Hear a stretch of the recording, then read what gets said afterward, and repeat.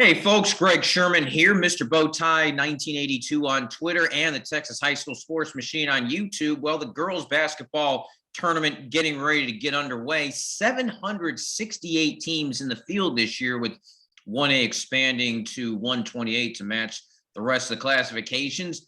Well, if we're going to talk about girls basketball playoffs in the tournament, we've got to bring in the dean of girls basketball out there. We've got to bring in the best one you could ever find. Now, Gino Auriemma has me blocked everywhere, so we found the second best person back for year number 2, the assistant head coach at Canyon High. He won his 20th title last year. That would be the venerable Joe Lombard. And Joe, you're not quite Gino Auriemma, but I mean, you're just as good, if not better than him. Not quite. I am taller than Gino, but yeah, just to be mentioned in the same breath, hey, I'm honored, Greg. So thanks for that. But by the way, good to be with you again this year. Oh, absolutely. By the way, we have gotten a lot of fan letters of people wanting to participate in the show, or they say they love the show. And it was actually nice that some of them came from actual people instead of me just having to make them up. So, Joe, your popularity is growing. This whole media thing might work out if this coaching thing doesn't work out. Yeah, I was looking for something else to do. Yeah. Well, just like last year, what we will do is we will try to break down through several of the rounds as many of the teams as we can, as many of the matchups. 768, as I mentioned, made the field. And Joe, real quick, name all 768 of them. Duncanville. Come on, Joe. We got. Oh yeah, I gotta have a time limit. Come on, John Machida was not available. Hey, I tell you that Texas is a big state, and I don't know if we can get everybody covered the way we'd like to tonight, but we can try to do our best. And some of those regions are 500 miles away from us, so but I'll do my best to help, and hopefully we touch on some of them anyway. Yeah, definitely. Now, just to let everybody know, if there's a specific classification that you have interest in, you can look down at our title description here on YouTube. I'm getting all choked up here mentioning it, but you can find the time when your classification will come up. So if you want to zip ahead to 4A or to 2A or to 5A, we'll have those time stamps, or you can join us for the entire time. Now, Joe, before we get started breaking down the classes, last year was anything but normal. The regionals were taken out, and the coaches had to decide where to play, just like baseball and softball. State semis were not at the Dome. They were just like football, where the coaches had to decide. I know for Canyon, it didn't affect them because they won the title, but briefly, what did coaches what was their thoughts on it, since a lot of them had made it to the regional level and they had to plan extra road trips or plan extra travel versus being able to already know where they're going? Yeah. Well, first of all, we are grateful we got to play. And because, that was kind of in the middle of all that stuff. And so we are very grateful. The UIL was awesome. Do you remember we had that snowstorm or ice storm right there at the start? And that made everything get pushed back another week. And it was crazy.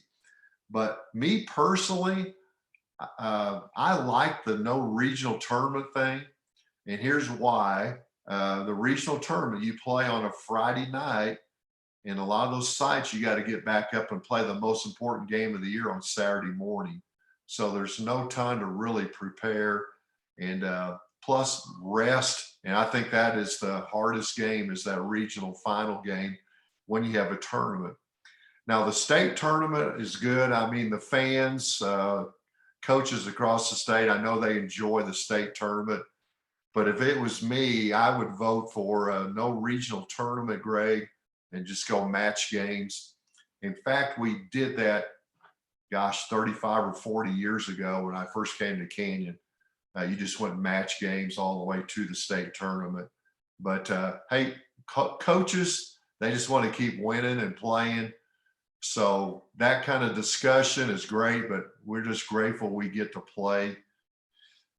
Whether it's on the moon or whether it's in California or wherever it's at, we're glad we get to have those opportunities, those lifetime memory things. And so, yeah, but I think coaches overall like the regional tournaments, like the state tournaments. and so they can go watch, especially those coaches that are not involved in the tournaments. Yeah, California, the moon. I don't know which one's the least likely place anybody would want to go at. You're kind of West Texas goes all the way out there just to the border. So, yeah.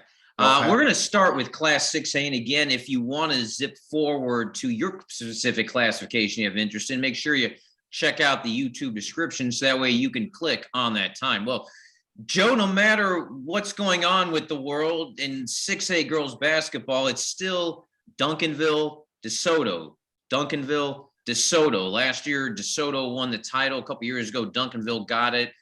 3 years ago, Converse Judson beat DeSoto in the state championship game. Joe, in 6A, are we destined to once again see Duncanville and DeSoto deciding in their regional who ends up winning the state title, or could we see maybe some changing of the guard, whether it's in DFW or someplace else? Well, I know DeSoto is nationally ranked, and they are a great, great team. Number one in the state right now is 6A, but they're up in the national rankings up there somewhere close. Powerhouse, and of course Duncanville always is too. But I think there's some other teams that could. You never know. We always tell our players this: the other team may be the best team, but on that particular night, the team that plays the best wins the game. So, you have those situations come up where upsets happen, and anything can happen in one game scenario. So, but I like DeSoto, and of course Duncanville's got great players. But there's some others. I see where Summer Creek is having a great year out of the Houston area. You know about San Antonio Clark. Obviously, they're talented and definitely a threat. In Region 1, we've got Coppell, South Grand Prairie. They're doing well out there. And then a Braswell team out of Denton, as I think they won the Mansfield tournament. Very talented. So, you got some other people that can make some noise and pull the upset. But if I had to pick one, I'd probably pick DeSoto this year. Yeah, definitely. I know it's the first time in a little while that Houston does not have an undefeated team going into the semis. Coppell 34-1. Not sure what their strength of schedule is, and that's something that's been really, really huge. Cedar Hill up there, South Grand Prairie, Plano East. But you mentioned San Antonio Clark. I got a chance to see them in the regular season finale. 28-2, one of those losses by only 6 to Duncanville. And talking to Haley Adams about that loss, she still felt like that was a game that Clark could have gotten very early in the season against Duncanville, and that's always a very good measuring stick. Clark has the Roberson sisters that excelled at volleyball, excelled at girls basketball. Their older brother, Andre Roberson, a star at San Antonio Wagner, was in the NBA for a while. Actually ran into him at their senior night. Steele, Judson, Wagner, that district's always tough. Christina Camacho is now at Converse Judson, completing the Judson, the tour to Judson, if you want to call it that. She took Wagner to the semis 4 times, took Veterans Memorial to the final twice. It'll be interesting to see what Judson does after they were upset in the regular season finale by Smithson Valley, who did not qualify. A player to keep your eye on, if you're not just looking at Dallas and Houston, is at San Antonio Wagner. L.A. Sneed, one of the top freshmen in the nation, got a chance to see her play. She put 50 up on Steele in one of those games. So it'll be interesting to see how the region plays out down here. Brandeis didn't have quite as strong of a season as some people thought, but they still should make a run. And obviously, it will be interesting to see Duncanville and DeSoto versus the field. Well, going into Class 5A, you could use that team versus the field mentality. As Cedar Park out of the Austin area ended Austin's long drought without a champion. Last year in girls basketball, they're undefeated. A lot of people thinking that they're going to end up winning another one. And Joe, it's interesting to think how the Austin area had been down for a little while, but Cedar Park has really done a great job of upping the Austin area in girls basketball. It'll be interesting to see how they handle this run potentially. Well, they do. Coach Ott does a great job there, and they've got some big time players. They've got some Division I players that are great, athletes. And so Cedar Park's undefeated, like you said. They are big favorites. However, some of these other teams are dangerous. And let me mention a couple. Of course, McKinney North is in there, and I think they're currently ranked second, but they usually have great athletes in McKinney. Two Frisco teams, Memorial and Liberty. Liberty's been in that state finals many times in the last 10 years. And those guys, I know I saw them play once, and they're really good. And out of Region 1, we've got Emerald High and Lubbock Cooper. Emerald High has won, 3 or 4 titles. Cooper made it to the semis last year and got beat at the state tournament, have everybody back. And so those guys are dangerous. They're really good. We played Cooper and Emerald High early in the year. I can attest they've got 5 great players on each team. So I think they could beat just about anybody on a given night.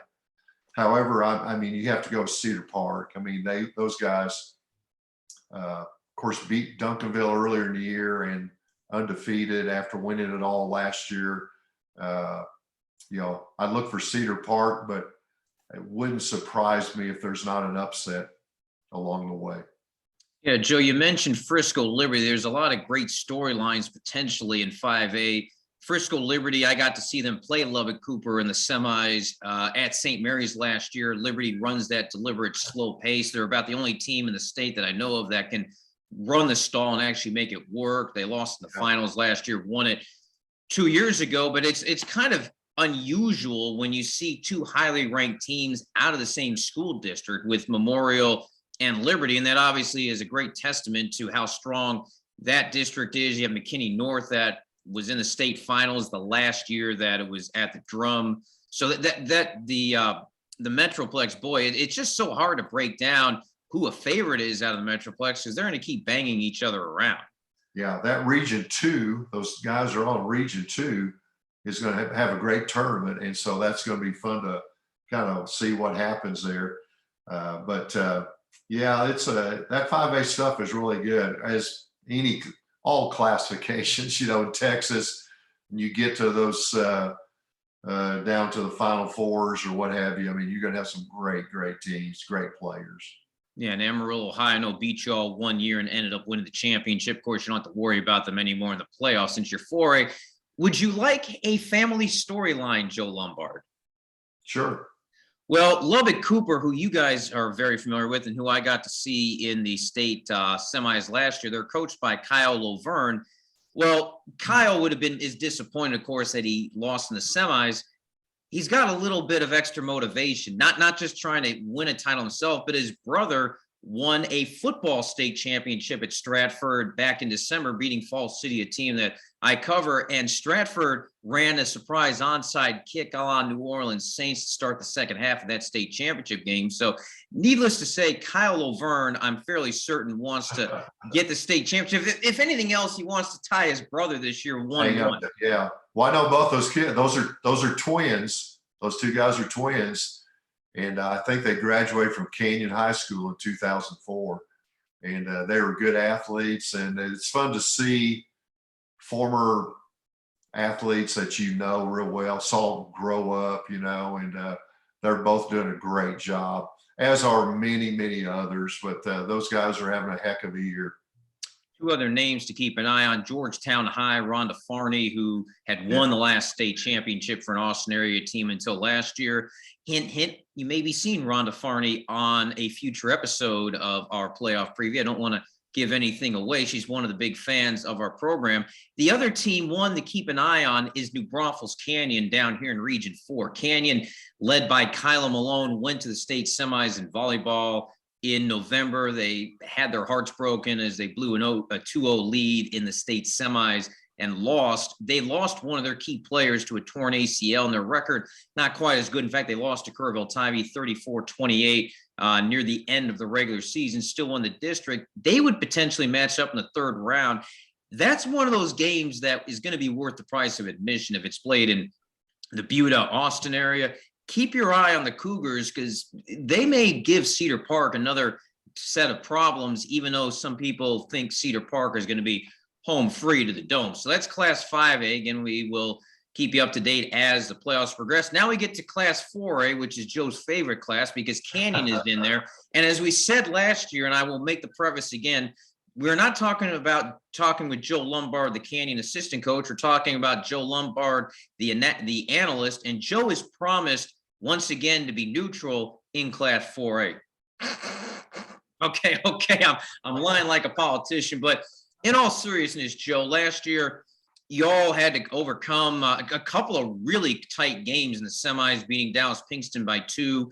That game was not at the Dome. And then last year, Ashlyn Jackson, one of the top players in the nation, she was scoring at will. You all kept everybody in check. And then Chloe Callahan goes Harry Callahan in the final couple of minutes, and Canyon wins that state championship. And we know, of course, y'all are going to be up there on the list, but Hardin Jefferson, we'll talk about in a moment, is potentially up there. And Argyle, once again, back in there. Chance Westmoreland has them going again. Argyle will be 5A next year. But Joe, once again, could we see the state championship game played not at the Dome, but in the mid rounds? Well, let me say this. That was one of the great games I've ever been involved in, was the state championship game last year with Hardin Jefferson. They're a great team. And I think they've got 4 starters back and 9 of their top 10 or something like that. So Hardin Jefferson deserves another great chance at it. Jackson is obviously one of the best players in the country, not just the state. So they're really good.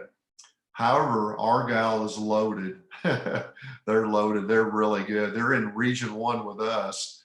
And but we've got several good teams out here, but Argyle's undefeated. They've got size, they've got shooting, great coaching. Levelland's another great team out here in Region 1. In Region 2, Brownsboro, Midlothian, Heritage, Sunnyvale are just some of the really good teams.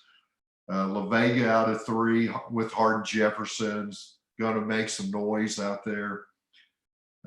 Region 4 looks like Bernie and Fredericksburg again, district rivals going to each other. But if I had picked and I was honest and not, hey, Argyle versus Hardin Jefferson, it would be a great championship game. Really? You're not gonna put faith in your son coaching and getting past Argyle? Is this, Joe, are you okay? I have a lot of faith in my son coaching.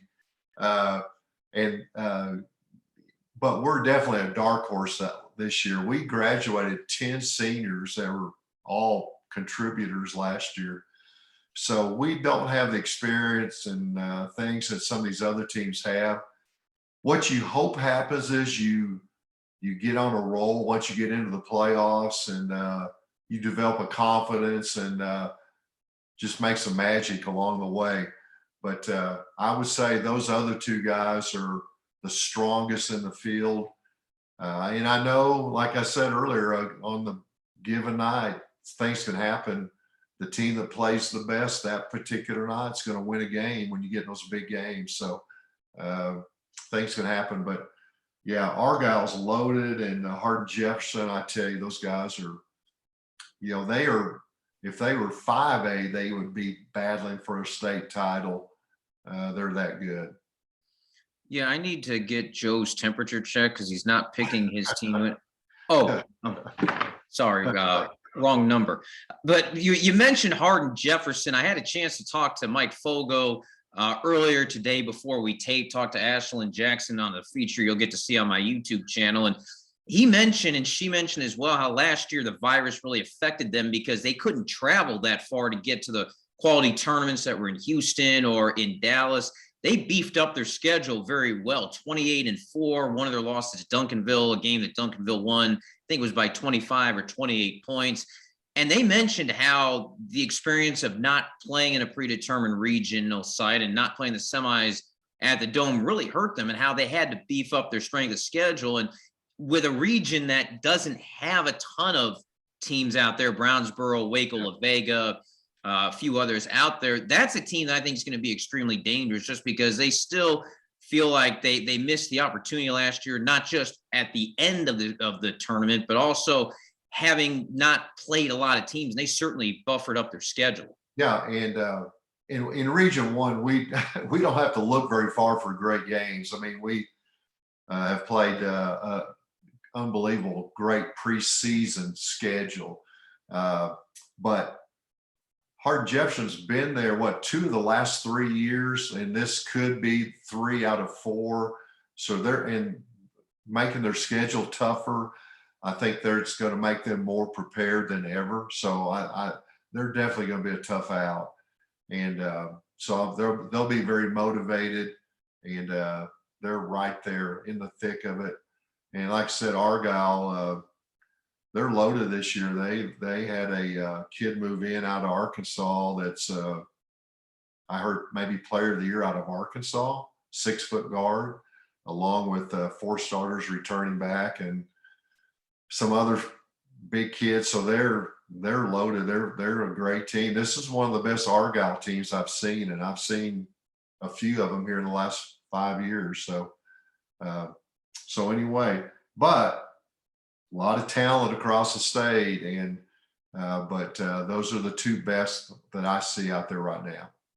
Bernie and Fredericksburg, probably the tops in Region 4 down here where I'm at. Those teams split their regular season series. Fredericksburg will open up the tournament against Pleasanton here in San Antonio. Bernie opens up with Cuero in Seguin, which would be a heck of a football matchup. Maybe not quite as much in girls basketball. We'll have to wait and see what happens. Well, let's move on to Class 3A, and a lot of top teams that we are used to. The Canadian team, especially, we're used to seeing them on the boys' side.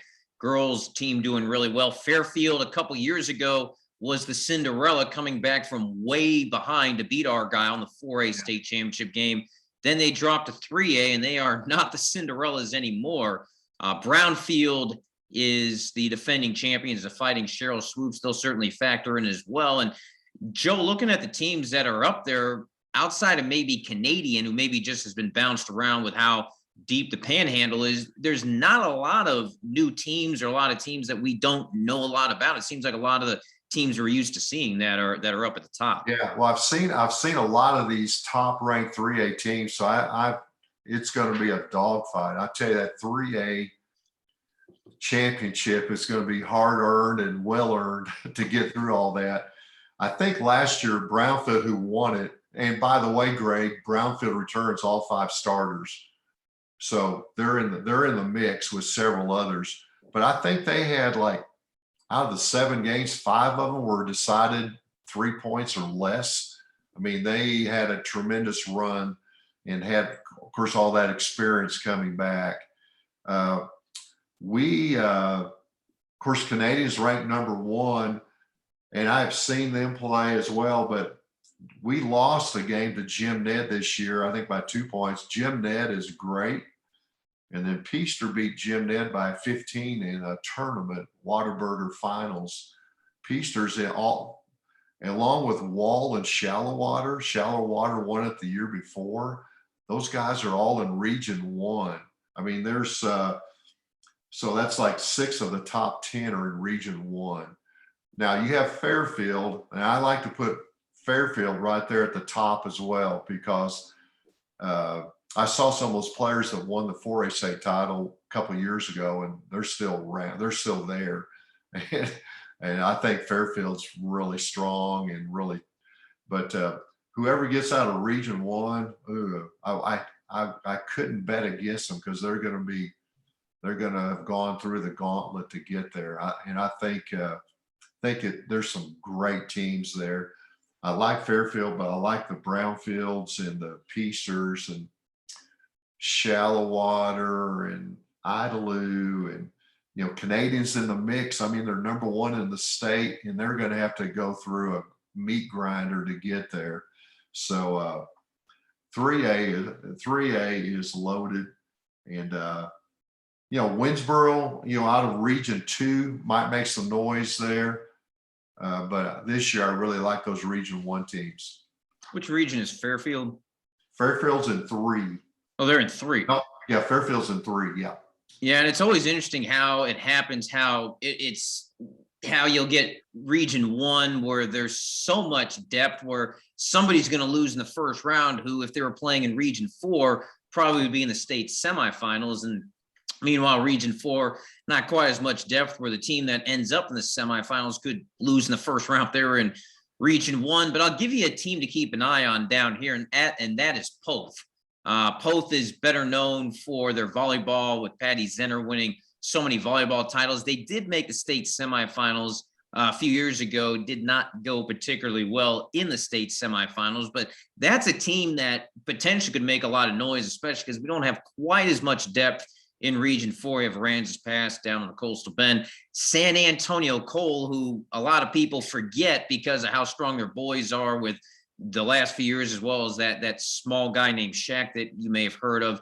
Their girls went to the semis just a few years ago. They could also get there as well. And this really could be one of those things where you got Region 1, Region 4, and then you've got Region 3 and Region 2. And it may come down to battle tested versus not tested. Yeah. Oh yeah. A lot of things can happen. And when you show up there at the Alamo Dome, if you're going to be starstruck and in awe of being in the dome in the state tournament, you're going to lose. So those people that have some experience, that haven't been there before, I think they have a little bit of an edge. By the way, I've just been told the team that wins the 3A state championship does get the golden trapezoid and all that stuff. The team that loses will get a consolation prize, and that is they'll stay in town and take on the Spurs in an exhibition. I'll take the high school team by 15 over the Spurs and maybe by 30 over the Rockets. I hope Popovich isn't listening to this. Yeah, he's probably off. He's probably off grumbling about something, but we'll get into that another time. Let's move down to Class 2A. Well, okay. we mentioned last year about Lipan dropping, or should I say going up from 1A to 2A, and how that affected the 1A tournament, which we'll get to in a moment. Lipan didn't affect them at all. They went on and won the state championship. Doesn't matter what classification or what region they come out of. Groover, always tough. They won a title a handful of years ago. They had such great success on the boys' side not too long ago with Jalen Conyers, who's now playing football at Arizona State. Martins Mill, they always get there. Yeah. Douglas, Lovelady, Panhandles won a title. Wellington always seems to get caught up in the mix of the Panhandle. And Joe, once again, 2A is going to very well be like 3A, where there's going to be a bigger gap between Region 1 and Region 2 versus Regions 3 and 4. Yeah. Yeah. You have those Martins Mill, Lipan type teams that have been there many times, and they're both really good this year. But let me tell you, we lost to Groover earlier in the year, so I got experience. Groover's way good for a 2A team. They have one of the best players, Bailey Maupin, in the state of Texas. She's a 6-foot guard that's going to go to Texas Tech, and they are really, really good, undefeated.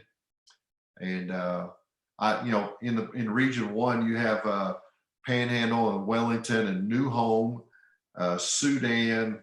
Those teams are all highly ranked, but I think Groover is the most talented team, and that's one I would pick to win the whole thing. I think they can win a state title. I think it's there for them to go get.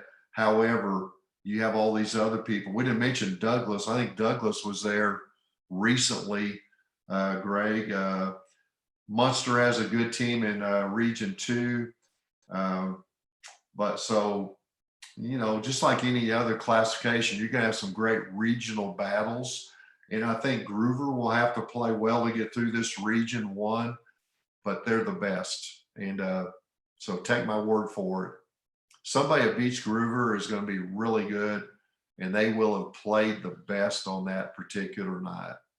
And you can almost take what we mentioned in 3A for those of you that did not hear our discussion on that, where somebody could lose in the first round in Region 1 and make it to the state semis out of Region 4, while Region 3 and 4, whoever comes out of there, could lose in the first round in Region number 1. And trying to look at some of the teams in Region 4, Mason was there not all that long ago, but there's just not a lot out there right now. And it kind of feels like it's going to be the same teams that we're used to: Groover, Martins Mill, Lipan, or whoever survives the Panhandle. And I know Joe's going to be out there, whether Canyon's in the state championship games or not. He's going to be out there at the top of the Alamo Dome concourse selling shirts that said, "We survived the Panhandle."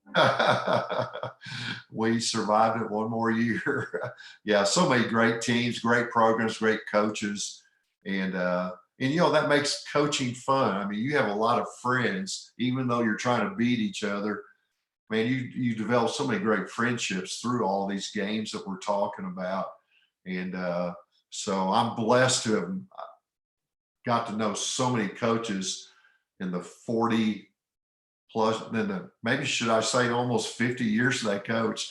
That you can be honest. You can say you and Naismith were hooping it up on the I'm not quite half a century, but I'm getting close.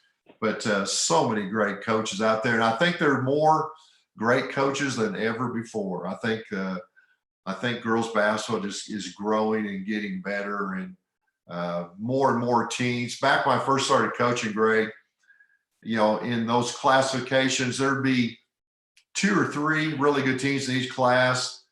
Now you're going to have, especially in those upper classes, those middle classes, you're going to have 10 that possibly could win it all. There's just more good players, good programs now than what there were 40 years ago. And it's just gradually grown, and coaches learn from coaches. And so it's a great fellowship to be a part of. Yeah, absolutely. Now we move on to Class 1A, and we've mentioned teams that have been there before, defending champions. Dodge City finally got over the hump last year, the Nazareth hump. They finally shed the Buffalo Bills-esque, not able to win the title. It took them 4 tries, but they got it, beating Nazareth. Dodge City not having anywhere near as good of a season, so they're not even on the board right now. We'll have to wait and see what happens. Nazareth, as always, is on the board. We're used to them being on the board. They have 11 losses, but obviously a strong strength of schedule. But Joe, before we go through the rest of 1A, one of the schools I used to cover when I was in West Texas is on the board. Ackerley Sands, the Mustangs, located just north of Big Spring, one of the few schools in the state of Texas that has brown as a color schematic. I'm still trying to get their superintendent and previous athletic director, Wayne Henderson, to pick something a little more chic that Johnny Weir would like. Wayne will not change, but that's rather interesting to see somebody else in Region 1 that we have not really talked about in a while. Do you see Sands potentially having a realistic chance of beating Nazareth? And tell us about this updated Nazareth teams. I think it's going to come down to those two. And we played Nazareth, so there you go. We've played somebody in every classification that's really state ranked out here in West Texas. Naz is very good again. They've got good size. They've got good shooters. I could see them winning the whole thing easily. However, Sands is good. They've been good now for about 3 years. I think that it looks like they've kind of put it all together. They beat Nazareth, I think, in overtime way early in the season. And so they're the real interesting. Sands they're in the mix for sure. So I like the winner of that in that region to win the whole thing. But I've heard some good things about Huckabee out of Region 3. I have not heard much about Robert Lee, but they're having a great year in Region 2. And so sometimes you get someone else slip in there that puts it all together that one particular year, whereas a Naz is going to be good every year. Sometimes you'll have somebody else that'll kind of make that run in that one good year for them that can challenge. So there's good teams there, but I think Nazareth, when you see them warm up, they look like a 4 or 5A team. I mean, they're big and well coached, and but obviously Sands is having a magical year. So I'd love to see that regional championship game with those two playing. Yeah, maybe a measuring stick game potentially for Sands. I remember when I was out there about 10 years ago, it was the boys coached by Billy Grumbles, who's still there. They would play Lenora Gray, the rival, and it came down every year for a while between those two to see who would go to the state semifinals, especially depending on where that Region 1-2 line fell. Now it's kind of sunk a little farther south down Highway 87. Looking at some of the other contenders, it's really a bunch of schools that could have T-shirts that say, "We lost to Nazareth at some point at the Dome."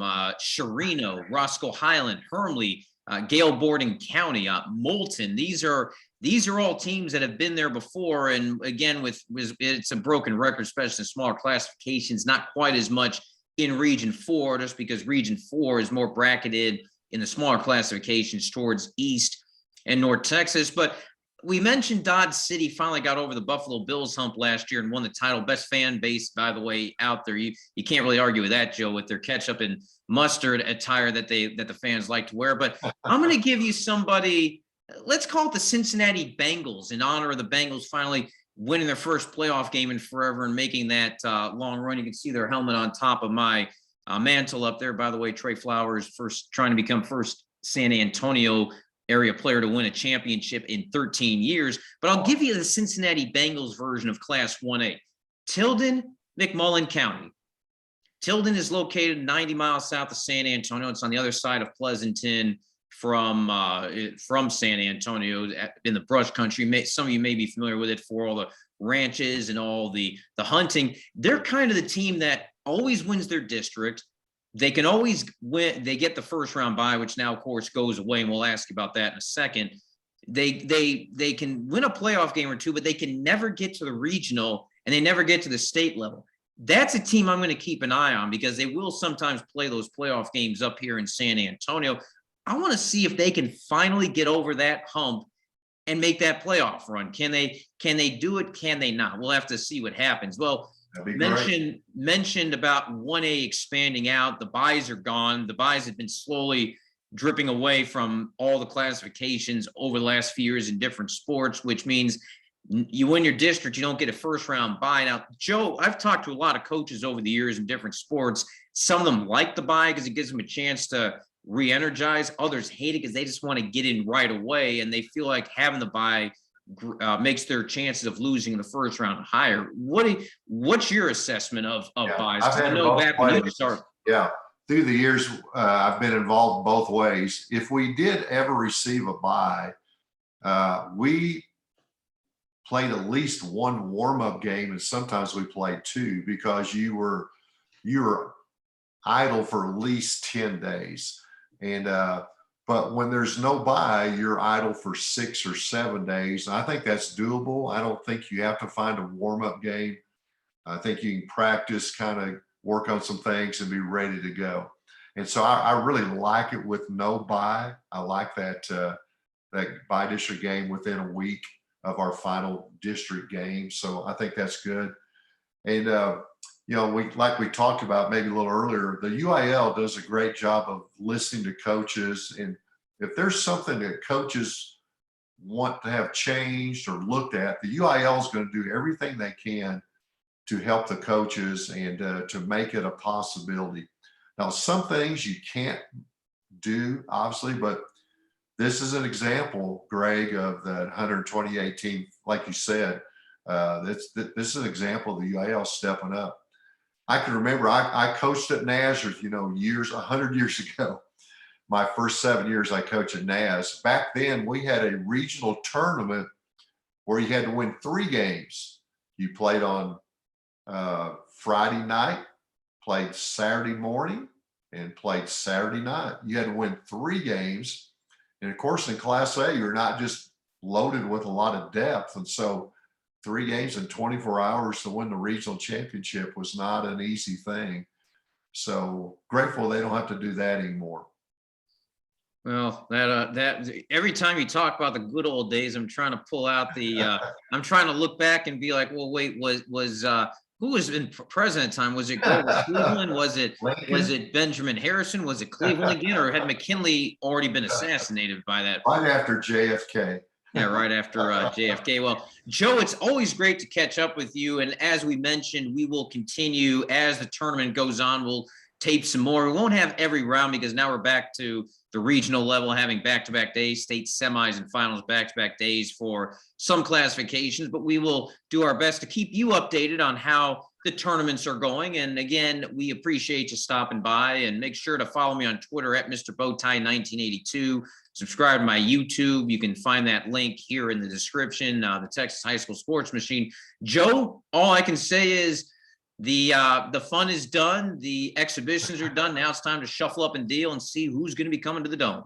Hey, Greg, you do a great job. And this is not just great for San Antonio, this is the entire state of Texas. And so it's fun to talk about these things. And I still love the game. I still love to help you when I can. And so hopefully there's a little bit of expertise.